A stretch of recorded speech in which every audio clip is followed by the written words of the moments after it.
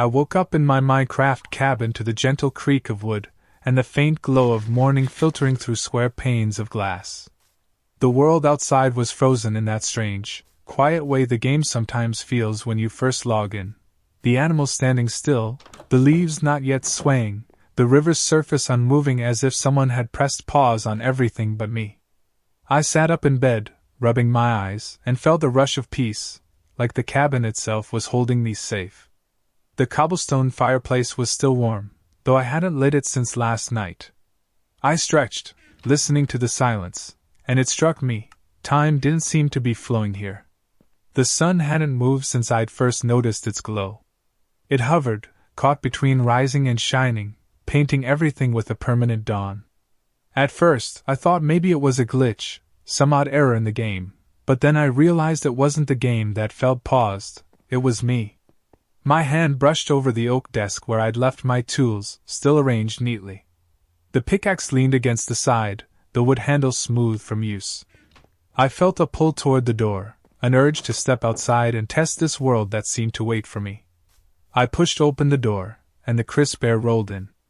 The forest outside stood perfectly still, each pixelated tree frozen in its own quiet breath. I stepped onto the grass, listening, but there was no birdsong, no rustle of leaves, not even the faint splash of fish in the river. The only sound was my own footsteps. Somewhere deep inside, I knew this wasn't just a world to play in. It was something else, a mirror, a reminder. The question pressed softly in my chest, what was I meant to remember here? The path leading away from the cabin wound through the birch trees, pale trunks lined like sentinels. Normally, I'd hear the faint bleating of sheep or the grunt of a wandering pig, but today, the silence pressed heavier with each step. Even the grass under my boots seemed softer, less eager to crunch. I paused by the river. Its water shimmered under the suspended dawn, every ripple frozen in perfect detail. I reached down, trailing my fingers through it, and to my surprise, it felt cool, alive, moving even though it looked still. My touch stirred faint currents, yet the surface returned to its glass-like stillness the moment I pulled my hand back.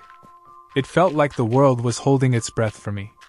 Like it wanted me to move first, to decide something before time could continue. I thought about the life I'd left outside this game. Responsibilities. Expectations. People asking for more than I could give.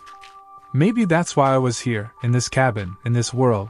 Because it was the one place that didn't demand anything. Or maybe it was waiting to remind me of something I had forgotten when I got lost in all that noise. A breeze brushed my cheek then, faint but real, and I turned toward the forest. Somewhere deeper in the woods, a shadow shifted. Not threatening, not sharp, just movement, like the world wanted to show me it wasn't entirely paused. I tightened my grip on the axe at my side, not out of fear but readiness. I had the sense that if I kept walking, I'd uncover whatever truth this quiet world wanted me to see. And for the first time in a long while, I felt curious instead of tired. The cabin waited behind me, but something in the stillness ahead whispered for me to keep moving.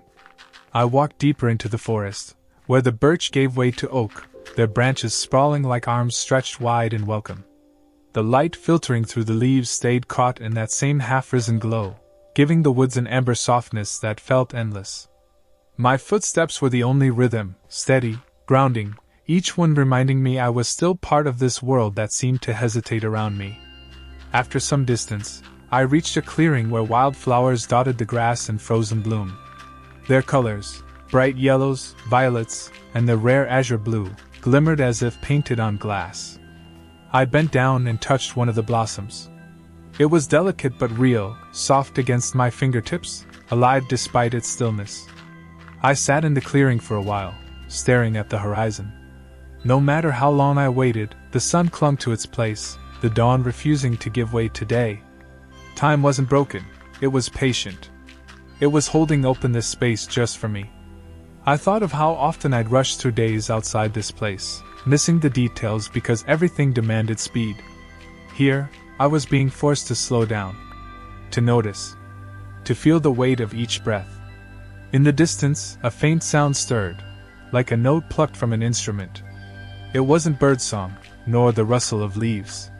It was softer, more intentional, like the first hint of music. I rose, scanning the tree-line, my heart thrumming with a quiet anticipation.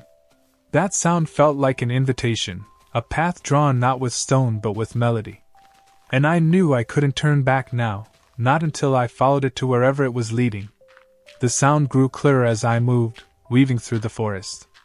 It rose and fell gently, like water trickling over stone, yet it carried a warmth that felt human. I followed it past moss-covered logs and tall ferns until I came to a ridge overlooking a valley. Below, the world spread wide and endless. Hills rolled gently into the horizon, rivers snaked like silver threads, and patches of forest clung to the earth like scattered memories.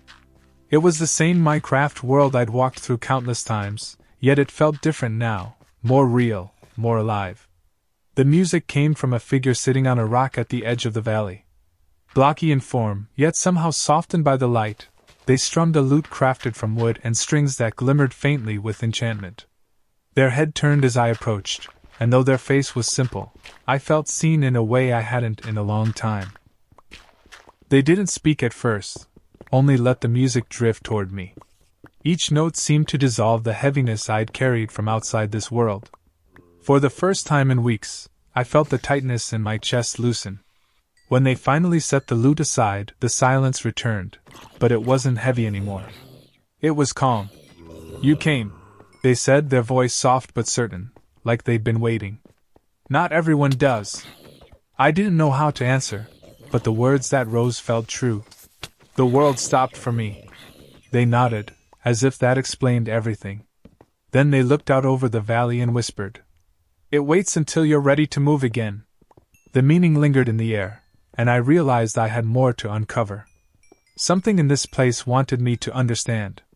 I stood beside the figure, gazing out across the frozen valley. The rivers gleamed like veins of silver, unmoving yet pulsing with quiet life.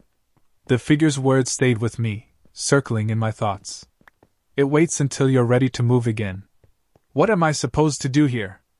I finally asked, though my voice barely carried in the still air. They didn't answer immediately. Instead, they leaned forward, picking up a small stone from the ground. With a gentle flick, they tossed it into the valley below.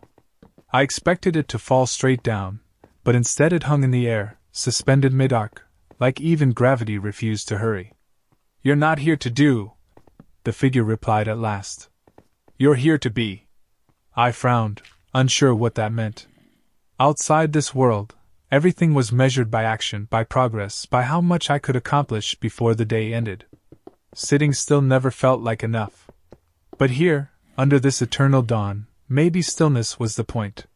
The figure picked up the lute again, letting their fingers find a slow, thoughtful melody.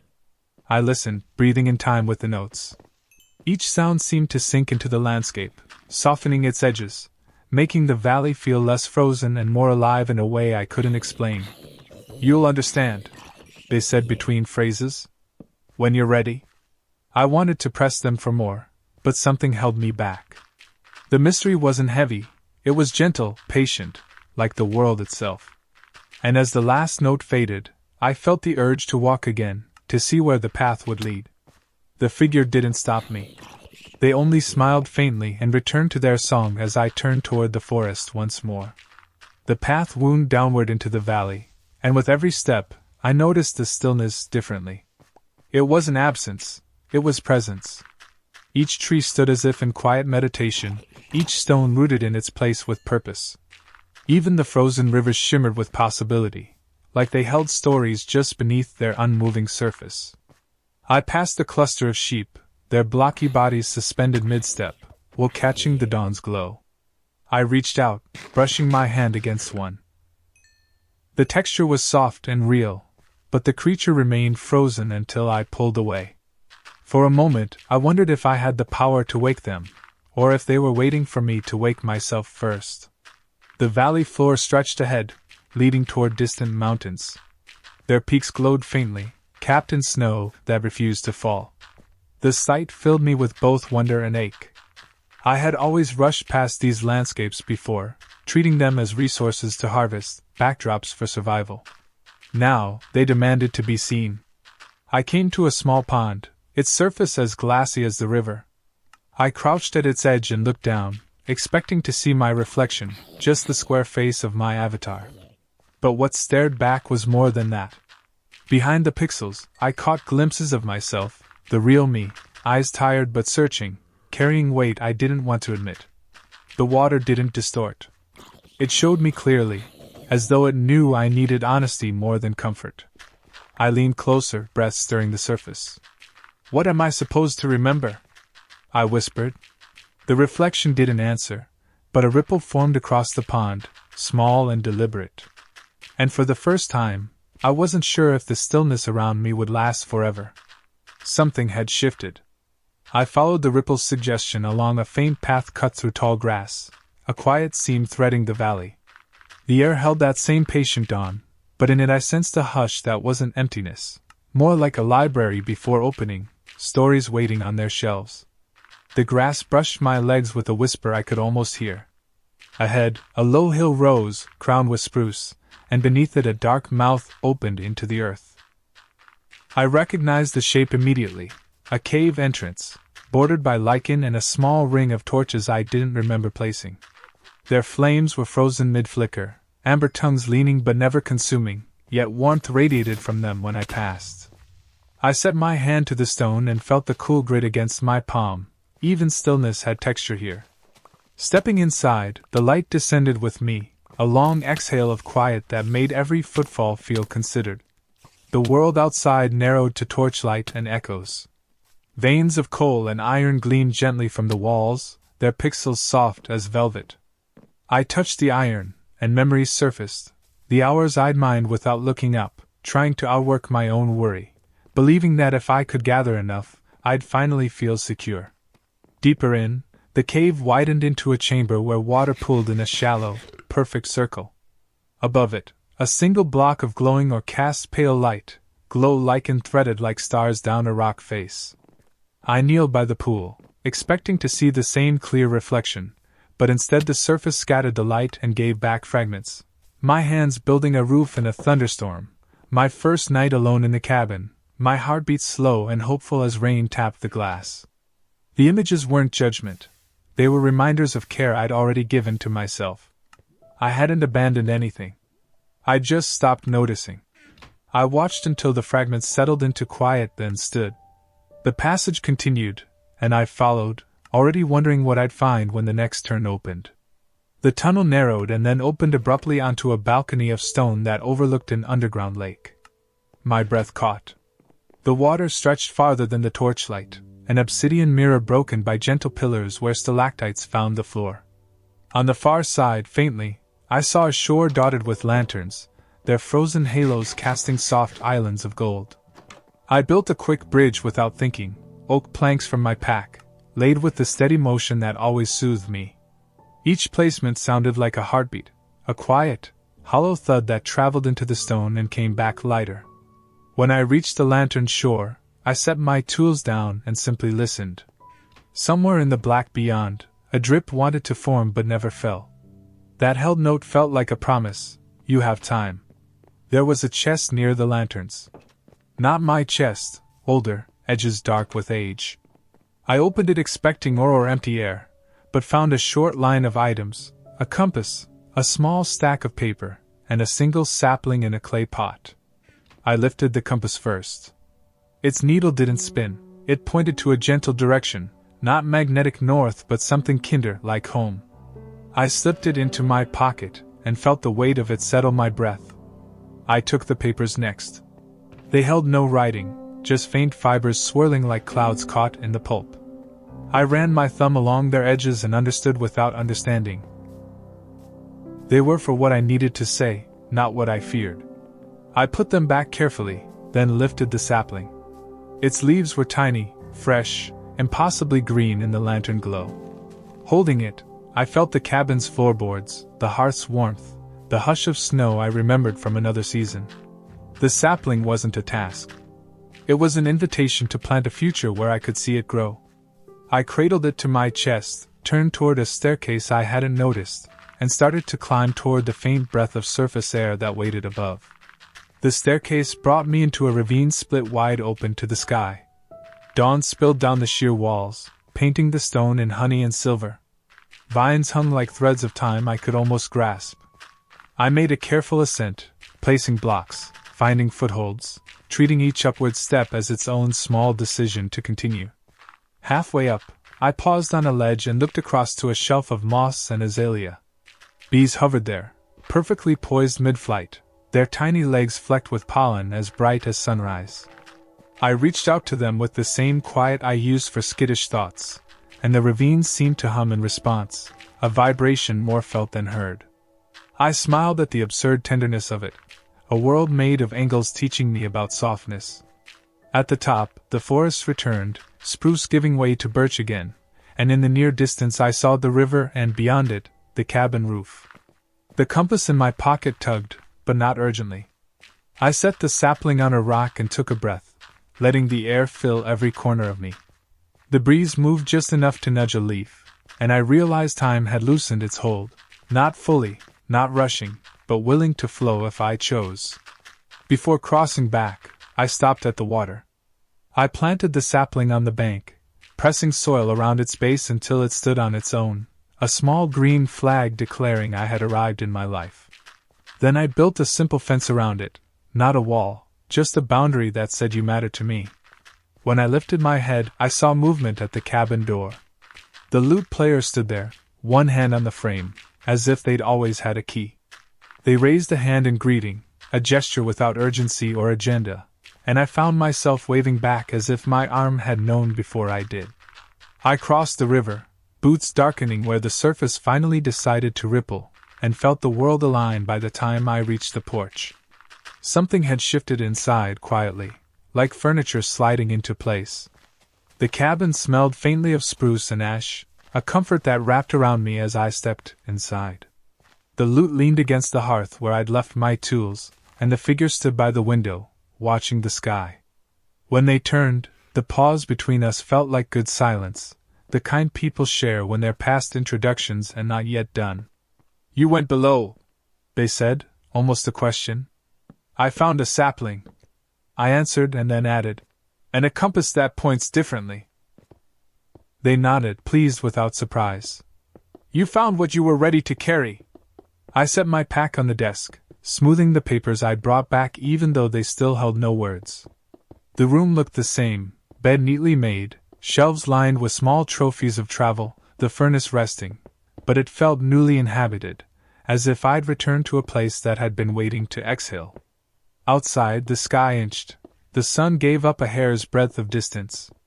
I watched it with a quiet thrill, the way you watch someone you love wake slowly and breathe deeper.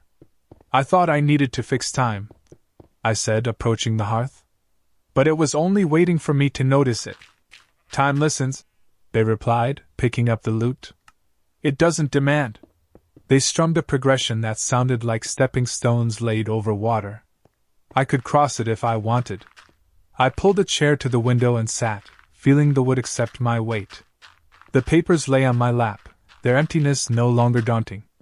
Words would come when I trusted them.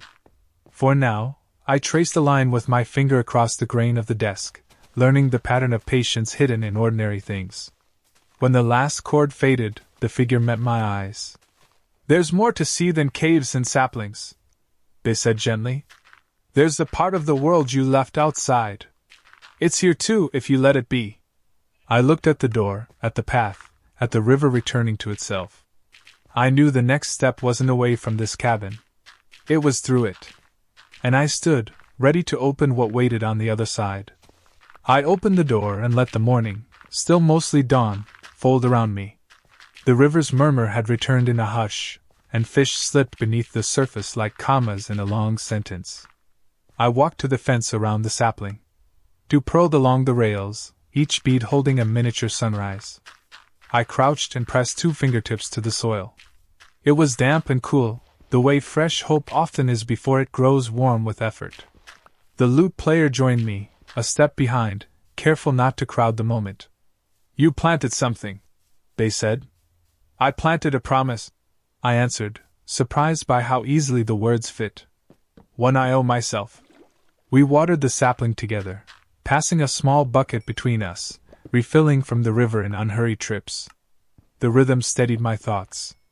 On the third trip, a bee unfroze mid-hover, wobbled toward the leaves, and bumped them with patient curiosity. I smiled at the clumsy grace of it, and realized my shoulders had finally dropped from around my ears. Back at the porch, I set the compass on the rail. Its needle pointed toward the cabin, then twitched toward the path, then settled between them like it understood balance better than I did.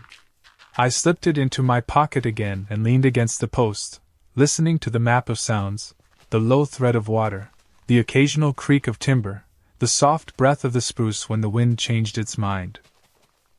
"I used to think I'd earn rest by finishing everything," I said. "But there's always another thing.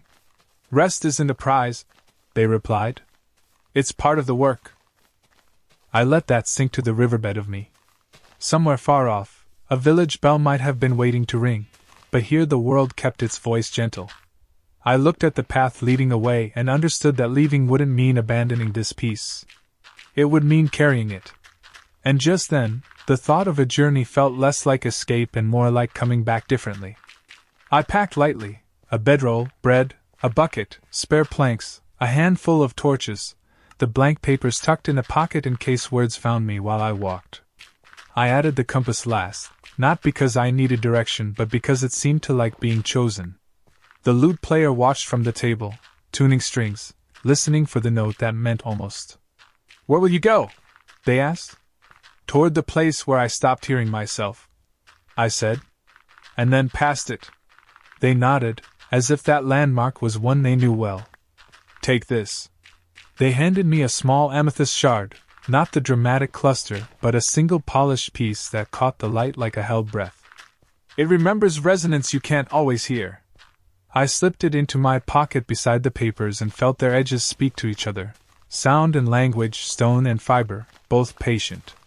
We stepped outside together. The sapling glowed with the effort of being alive. I touched its top leaf and promised to return. Crossing the river was simple. I placed 3 stepping stones just slightly too far apart, forcing me to trust the shift of weight from one foot to the next. The current agreed to carry me where I needed, neither stubborn nor yielding, just present. On the far bank, the birch trees formed a soft aisle. The path took me east first, through flowers that traded scents the way friends exchange stories.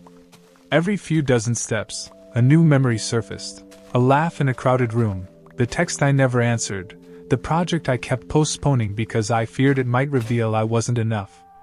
I let each one pass through me without pinning it down. The amethyst warmed when I breathed deeper, a stone's way of tapping my shoulder. Near sunset that wasn't, I reached a rise. Below, a village waited, houses squared and kind, lamplight paused mid-glow. My pulse lifted, not with dread but with recognition. I could step into a place where people needed things and not lose myself. I could try. And I started down the hill. The village welcomed me with the soft cluck of chickens remembering how to peck and the sleepy shuffle of a librarian opening his door. Lanterns resumed their golden halos, the iron chains humming faintly, as if they had been practicing patience and now exhaled. I moved along the main path, nodding to the fletching table, the loom, the compost bin damp with earth. Everything smelled like everyday life: hay, bread, wool, smoke. I stopped at the well and looked down. Water held the sky like a story told carefully. I lowered the bucket, listening for the tiny splash that would say you're allowed to take what you need. When I pulled it up, the water tasted like stone and relief. I filled my canteen and offered the rest to a farmer whose eyes had the weary brightness of someone who keeps going anyway. He thanked me with carrots and a smile that didn't ask for more. In the small square, I unfolded one of the papers. I didn't force a title. I wrote a single sentence: "I can move slowly and still arrive." The ink dried into the fiber like it had always been there, just needed my hand to reveal it. A child ran past, laughing at nothing in particular, and I realized how long it had been since I laughed without reason. I tucked the paper away and wandered toward the edge of town where the bell tower stood. It looked out over fields that rolled like a steady breath. I climbed the ladder and stepped into the quiet near the bell. My fingers brushed the rope, but I didn't ring it. Not yet. The village knew the time without me. Instead, I watched the horizon and listened to the faintest echo of the lute. Maybe it was memory, maybe the wind. Either way, it was enough. I climbed down, waved to the librarian, traded a story for a map I didn't really need, and turned toward the plains where horses grazed with gentle certainty. The road ahead didn't hurry me. It simply waited for my next step. The plains offered a wide sky and long thoughts. I walked between stands of tall grass that brushed my legs like friendly cats.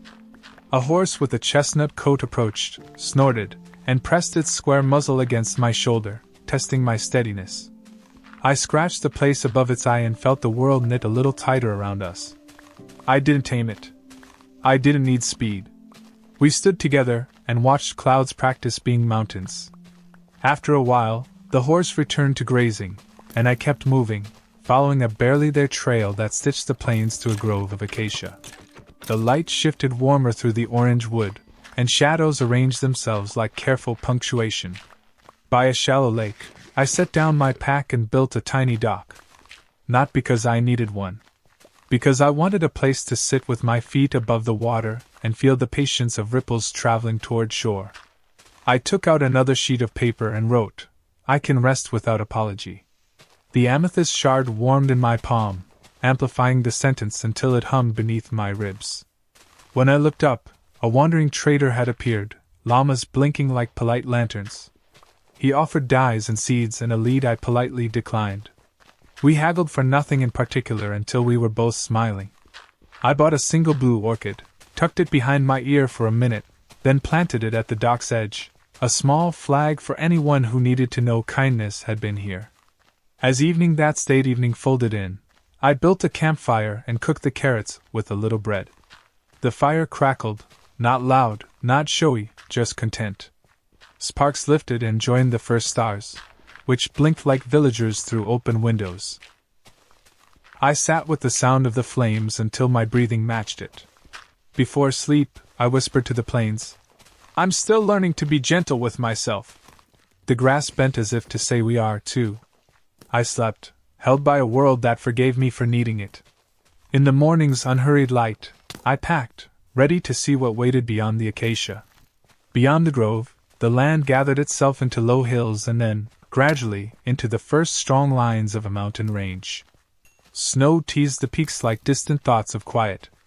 I adjusted my pack and felt the compass nudge my palm, not changing direction, only reminding me I had one. The climb began with switchbacks I carved from stone, steps placed with care, not conquest. Halfway up, wind braided through the spruce and sang a low harmony I hadn't heard anywhere but in myself on certain clear mornings. I stopped and let it pass through me. When it faded, the silence it left wasn't empty. It rang like a bell's afterglow. Near a cliff, I found a narrow cave bristling with amethyst. Not the shard's polite warmth, but a full choir, geodes arranged like cathedrals where sound could kneel. I tapped a cluster with my knuckle. Tones blossomed, layered, lingering against the stone. The shard in my pocket answered, and for a moment I felt the cabin, the sapling, the river, all of it, speaking across distance in a language made of patience and courage. I sat cross-legged and wrote, "I can belong to my own life." The words slid into place like they'd been waiting for this exact air pressure. I read them aloud, and the geode kept them safe, spreading them along crystal edges as if filing them under true. When I emerged, the world had taken one more quiet step toward day. Snowmelt trickled down a groove and dared to move again. I followed it to a plateau with a view of where I'd been, the village, the plains, the small dock holding a blue speck of kindness. I felt no urge to rush back, only the soft certainty that I could. A goat blinked at me from a nearby ledge, then head-butted a loose block into the air. It hovered for an extra heartbeat before falling, as if time had bowed and said after you. I laughed, the sound bouncing off cliffs and returning lighter. I shouldered my pack, looked toward a distant pass, and started walking, curious about what gentleness would look like at the summit. Snow gathered around my boots with that soft squeak that always makes winter feel handmade. The air smelled clean, like a page before ink. I moved steadily, placing torches at intervals not for necessity but to mark the way with small, reliable suns. The sky, still holding its elongated dawn, brushed the snow with rose and silver until the whole ridge felt like a quiet celebration. At the crest, wind eased and the mountain offered me a gift, a small, flat space where I could build without stealing any view. I set down planks and formed a platform, then framed a tiny open shelter. 4 posts, a slanted roof, and a bench where a traveler could sit and listen to their heartbeat. I placed the last torch and stepped back. It wasn't fancy. It was enough. I took out a sheet of paper and let my hand move without forcing it. Enough can be beautiful. The sentence surprised me with its warmth. I slid it with the others, feeling the little stack thicken like a spine. On the bench, I ate the last of the bread and thought about the life waiting outside this world.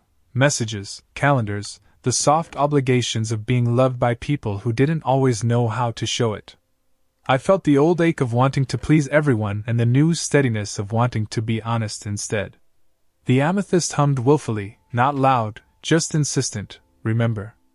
Clouds parted, and for an instant the sun advanced a full step.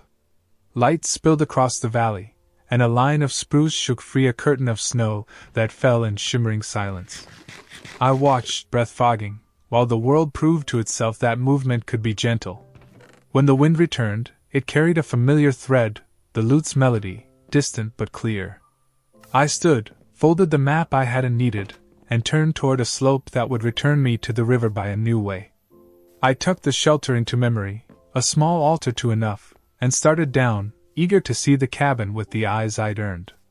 The slope unwound like ribbon, leading me through spruce that thinned into a meadow quilted with dandelions. I heard the river before I saw it, no longer a held breath, but a quiet conversation with stones. I followed the sound until the water appeared, broader here, shoulders spread for the journey.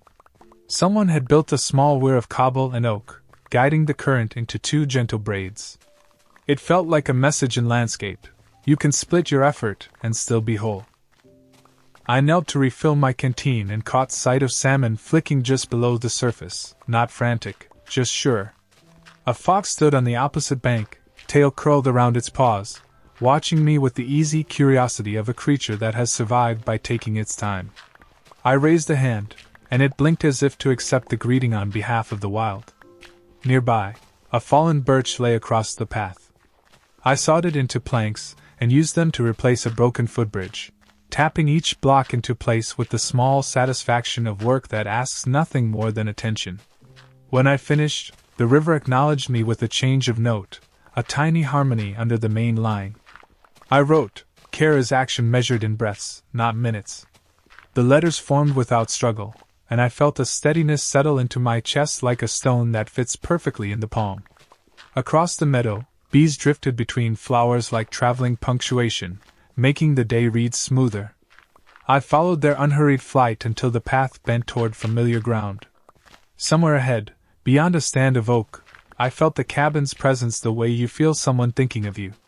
The compass in my pocket agreed, not pointing with urgency but with affection, and I let it guide me the last stretch to the bend. The cabin waited as I remembered it, wood darkened by weather, windows bright with a patience that had outlasted my worries. On the porch rail, the compass needle eased towards center like a breath finding its rhythm. My sapling on the riverbank had gained a handful of new leaves, small and determined. I ran a thumb along one and felt how soft futures begin. Inside, the hearth carried that ember smell that makes a room feel lived in even when no fire burns. The lute rested against the chair, and the figure stood in the doorway with a smile shaped like welcome rather than surprise. I set my pack down and the amethyst on the table. It caught the light and returned it warmer, the way memory softens truth without dulling it. "You built something on the mountain," they said. "A bench," I answered, and then, because it felt important, "For listening." They nodded. "You're ready for sound that moves." From a chest near the furnace, they drew a handful of redstone, a daylight censer, and a few repeaters, laying them on the table like ingredients for a steady meal. "Let's make a clock that doesn't chase you, one that keeps time the way you want to live it." We worked side by side, running a loop from the censer to a trail of dust, through repeaters spaced like heartbeats, into a lamp above the door. The first test flashed too fast, a jittery strobe I recognized from my old days. We widened the intervals, breathed between placements, and tried again. This time, the lamp pulsed slow and kind, a glow that came back around before worry could grow teeth. "That's better," they said. "That's home," I said, and meant it. When night that wasn't slipped a shade darker, we let the lamp's quiet pulse be the only measure of hours that mattered. I sat on the floor with the papers in my lap and listened to the gentle rise and fade, knowing the next line would arrive when it was ready. Morning drifted in as a longer inhale, and the redstone lamp greeted it with a warm blink. I brewed a cup at the furnace, water heated, beans pressed, steam turning minutes into kindness, and carried it to the porch. The world smelled like damp earth and new possibility. At the fence, the saplings shivered in a breeze that had learned restraint. I wrote at the rail with the mug beside me, "I will not spend my peace to buy approval." The ink looked darker in the cool air, an oath that wouldn't wash away at the first rain. A chicken wandered up the steps, peered at me as if considering editing rights, then settled beside the door like punctuation at the end of a sentence I didn't need to lengthen. The lute player joined me and tuned to the day. When they played, the melody didn't travel outward so much as wrap around us, threads weaving into the porch posts, the chair legs, the tiny spaces between boards where dust had gathered from 100 small comings and goings. I understood that music could be a way of dusting, too, lifting what settled until it shone again. "Will you go farther?" they asked when the song rested. "Yes," I said, surprising myself with how calm I felt. "To the coast. I want to build something that sends a gentle light. A lighthouse," they said, as if the word had been waiting for my tongue. They handed me glass panes, spare lanterns, and a map marked with a thin blue line that widened into sea. "Take these. Build it wide enough for your breath." I packed the supplies with bread and a spare bed, pressed my palm to the cabin wall in thanks, and set off along the river path. The lamp over the door pulsed once as I left, a slow blink that read like "Go on, I'll be here when you return." The river widened as it neared the coast, gathering tributaries the way stories collect side plots that make the ending honest. I walked where the banks allowed and boated where they didn't, oars dipping with the even rhythm of a heart that has stopped arguing with itself. Reeds ticked against the hull. Turtles lined a sandbar like patient stones practicing movement. By mid-afternoon that lingered, the horizon lifted into open water. The smell changed, salt, kelp, that metallic thread that always hides inside waves. I beached the boat on a crescent shore and climbed a dune to take in the view. Sea stretched outward until color forgot how to be land. It wasn't empty. It was abundant with quiet. I chose a headland of stone that leaned into the tide without drama and began to build. First a foundation, deep footings of cobble, then a circle of smooth stone that promised stability. I stacked it into a tower, round as a wrist, leaving alcoves at intervals for windows where the sky could come in and rest. I added stairs that rose gently, no dizzying spirals, just an embrace that lifted. At the top, I set a ring of lanterns and wired a redstone loop like the cabins, pacing the repeaters until the light would breathe instead of blink.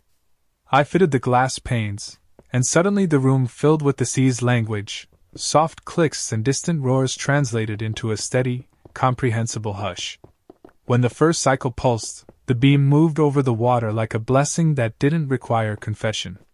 I sat with my back against the lantern housing and wrote, "Let those who wander see themselves," not a warning sign.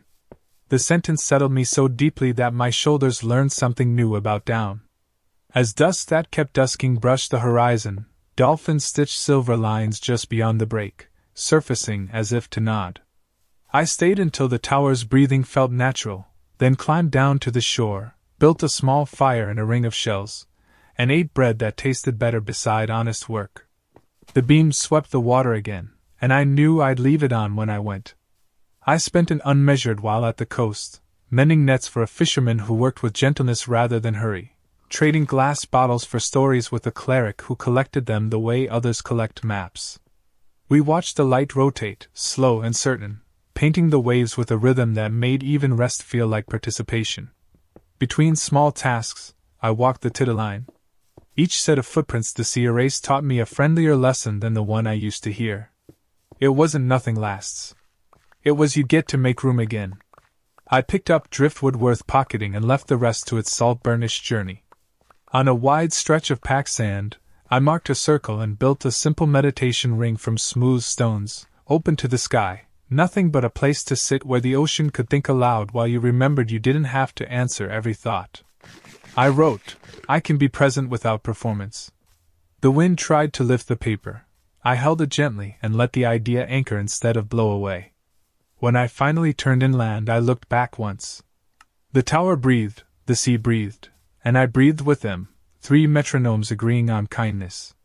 I left the fire pit stacked neatly for the next traveler, and followed a creek that would lead me toward the hills again.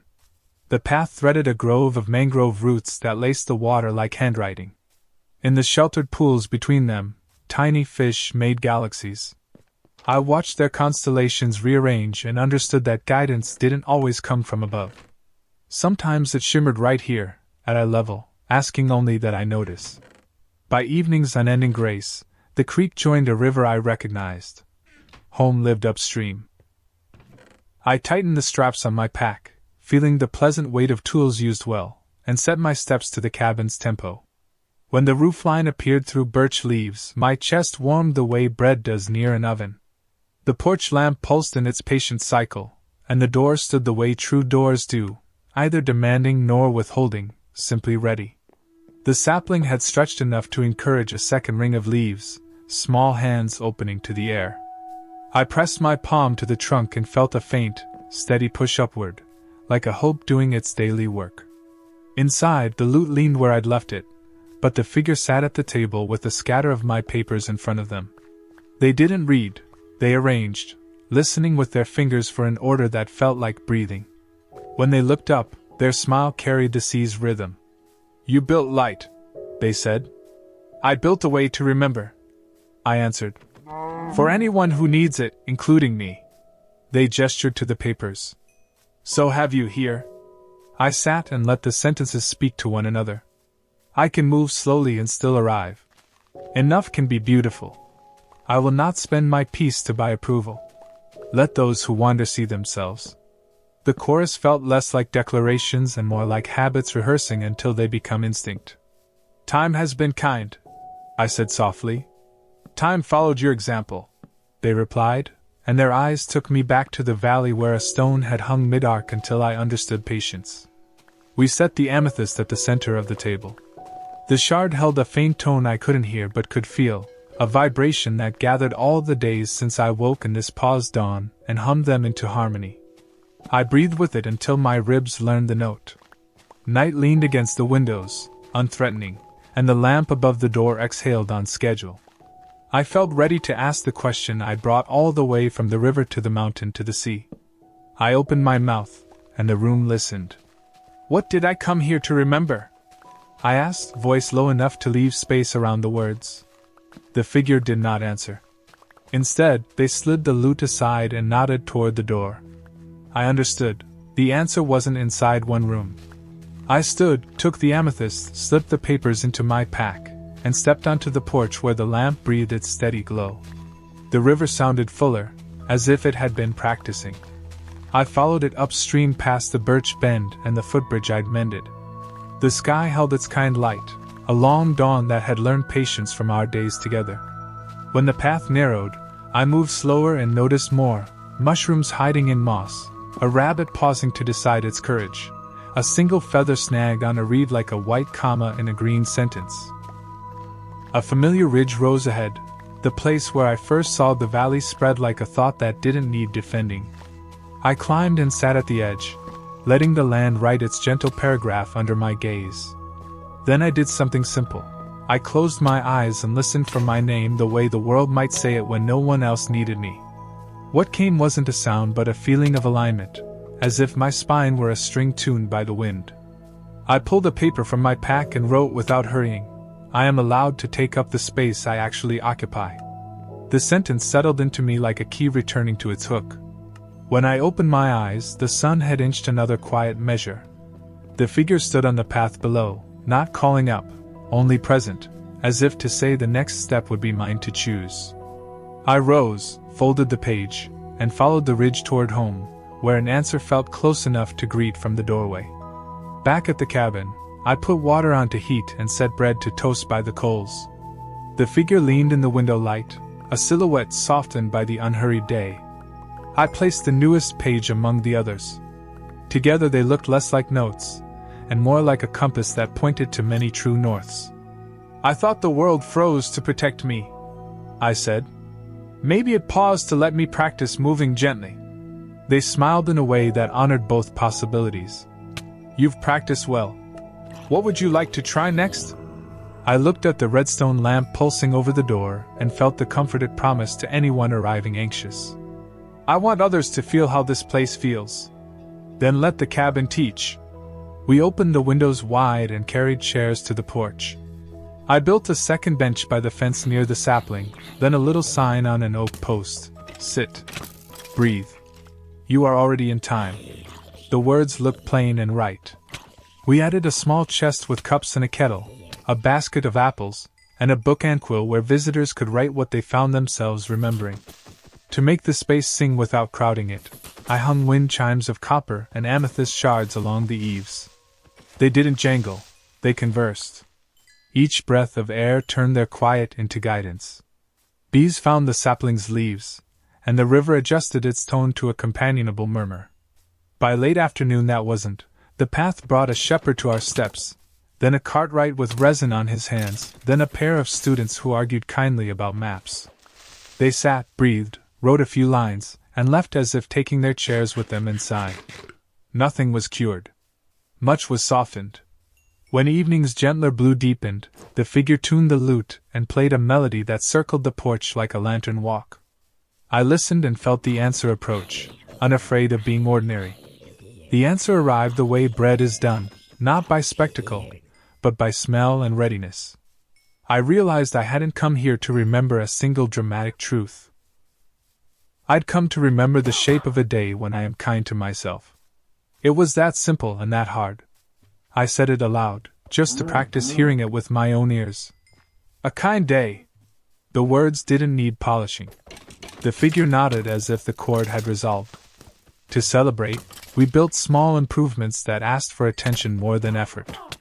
I replaced the drafty window with new panes, each square catching the light like it had a favorite memory. I oiled the door hinges until they whispered.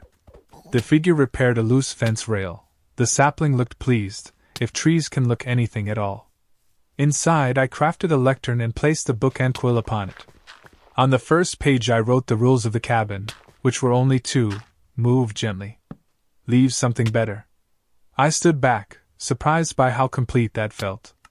Toward night the students returned, this time with bread wrapped in linen and a rumor about the lighthouse's breathing beam. We ate on the steps, trading the kind of stories that shrink shame and stretch courage. They described walking at the coast until their footsteps taught them a slower future. I told them about the mountain bench where enough sits down beside you and doesn't rush away. They left with a copy of my sentences and a promise to plant a ring of stones in their village square. After they disappeared beyond the birch, the figure plucked a final chord that sounded like gratitude finding a chair. I let the porch lamp count the minutes, certain there was nothing else I needed. Morning returned with a clarity that reached the corners. I swept the porch and found satisfaction in straight lines of dust, then followed the river to check the bridge, pressing each plank with my heel. The fox watched from a stump, as if deputized to ensure standards. I saluted and left a berry.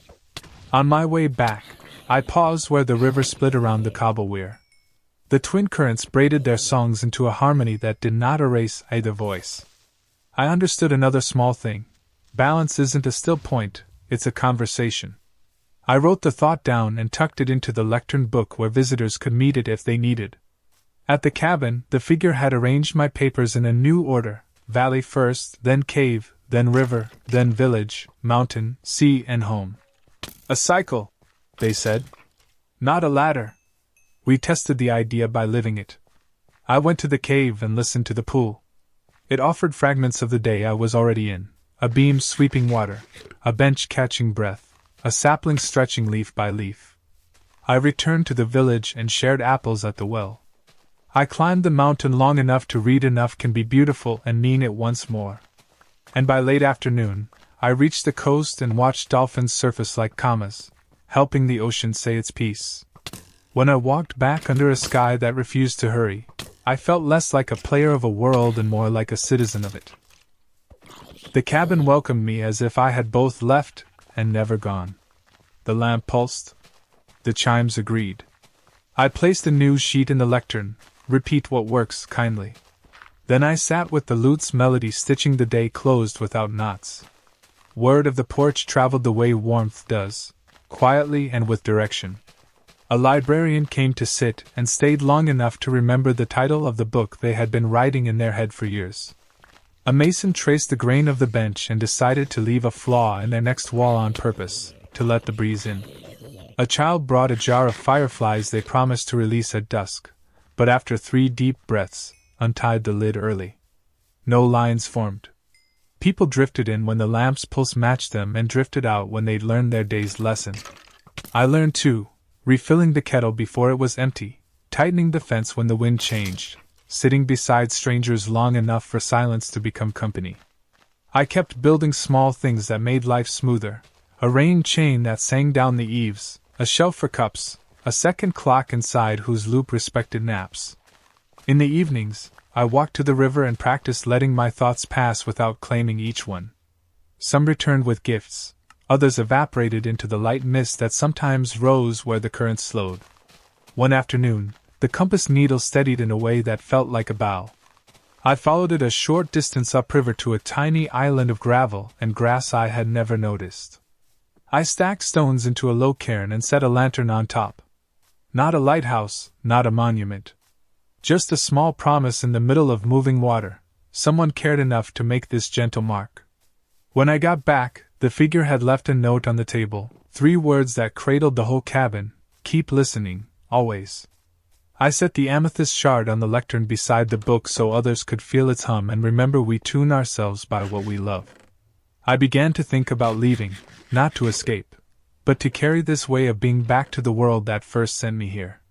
The thought didn't surge. It unfolded, like a map that had been waiting quietly in the drawer. I felt for the knots in my chest and found fewer than before. The ones that remained loosened with a breath and the sound of the chimes. I prepared the cabin for my pauses. I labeled the chest so anyone could navigate kindness: tea, wood, paper, lanterns.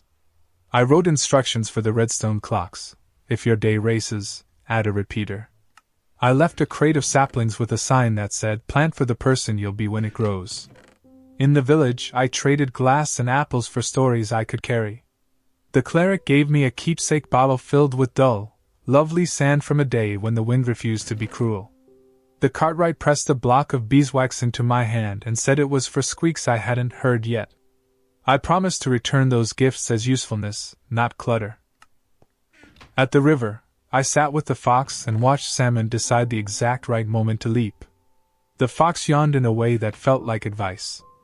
I laughed, light enough for the sound to skim the water. That evening, the figure and I shared bread and quiet on the steps. You're ready, they said, not because a test had been passed but because I no longer needed permission. I looked at the lamp's pulse and the sapling's new leaves and understood leaving would not remove me from this place. It would complete what it began. I slept with my pack near the door and the compass on the windowsill, needle resting, unafraid of morning. I woke before I needed to, the way you do when the day is generous. The cabin greeted me with the soft sounds of a life prepared to be shared, kettles sighing, chimes conversing, the clock offering its slow insistence that nothing important will be missed. I wrote one final page for the lectern: when you don't know what to do, tend something living. We stood at the porch rail, the figure and I, and watched the river think. Will the world outside stay paused when you go? They asked. No, I said, and felt no fear in it.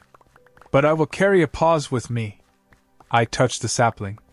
Its trunk was thicker now, still tender. Grow into the shade I'm learning to offer, I whispered, a vow to both of us. I left the amethyst on the lectern for others and pocketed a tiny shard I'd shipped weeks before, a reminder that resonance travels. The lute leaned where it always had, The figure set it gently into my hands. "For your rest stops," they said. I slung the strap across my shoulder, felt its weight settle into the place where old burdens used to sit, and stepped down to the path. Villagers waved in that unshowy way of people who know what you're about to do matters more than how dramatic it looks. I waved back and started along the river, then up through birch and into oak, the compass content to be unnecessary. When the ridge opened to the valley, a long breath moved through me. The world had never really been still. It had waited for me to notice how to move through it. I took one more look at the house-shaped lesson that had taught me to hear my own day, and then I walked on. Outside the game, the room was ordinary, a desk with scuffs, a mug gone cold, a window holding a gray slice of afternoon. But my hands remembered wood grain. My ears remembered the porch lamp breathing. My chest remembered a bench that made enough feel like company. I sat back, closed my eyes, and let the cabin step through with me. Nothing demanded that I rush. Messages would wait the length of a kind inhale. I opened one and answered with the steadiness I'd practiced fitting planks over water. I scheduled a task and gave it a humane interval, as if it were a redstone lamp that should glow rather than strobe. Between each act, I set the lute in my lap, not to play loudly, just to feel the strings hum against the quiet I kept on purpose. When the ache of old habits tugged, I stood and tended something living, a plant on the sill that had leaned too long toward neglect. I watered it as I had watered a sapling on a square bank, trusting roots to do their part. The leaf lifted by a fraction I wouldn't have noticed before I learned to move slowly enough to witness. I wrote a short note on real paper. I can move gently and still arrive. I taped it to the edge of my monitor where light could catch it each morning like a small, honest sunrise. Then I sent a message to a friend I'd delayed, not with apology that begged forgiveness but with warmth that assumed it. Evening came without threat. I stepped outside and watched the sky learn its colors again. Somewhere far inside the circuits of a world made of blocks, a porch lamp pulsed. Somewhere along the coast, a tower breathed light across patient water. And in me, a day completed itself without hurry, quiet, earned, hopeful, ready to be repeated tomorrow, not as a command, but as a kindness finally remembered.